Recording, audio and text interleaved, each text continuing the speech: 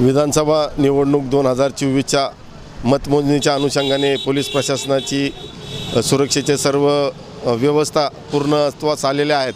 तर उद्या जे मतमोजणीसाठी येणारे जे कार्यकर्ते आहेत त्यांना पोलीस प्रशासनाकडून आवाहन करण्यात येत आहे की आपण निकाल ऐकण्यासाठी येणार आहात तर येत असताना आपल्यासाठी तहसील कार्यालयासमोर तसेच रेल्वे स्टेशन ग्राउंड तसेच जुना कराड नाका या ठिकाणी निकाल तसेच मार्केट कमिटी या ठिकाणी निकाल ऐकण्याची व्यवस्था करण्यात आलेली आहे।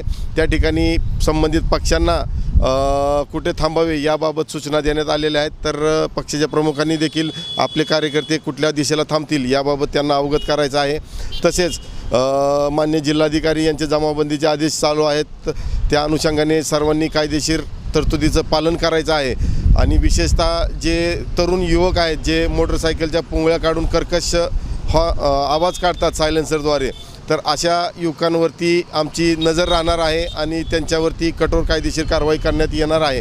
तर पोलीस स्टेशनकडून पोलिसांकडून सर्व सुरक्षेच्या उपाययोजना पूर्ण झालेल्या आहेत। आपण सर्वांनी उद्याच्या बंदोबस्तासाठी सहकार्य करावं आणि कायदेशीर मार्गाचा पूर्णपणे पालन करावं, अन्यथा हुल्लडबाज करणारे किंवा कायदा भंग करणाऱ्या इस्मांविरुद्ध कठोर कायदेशीर कारवाई करण्यात येईल। धन्यवाद।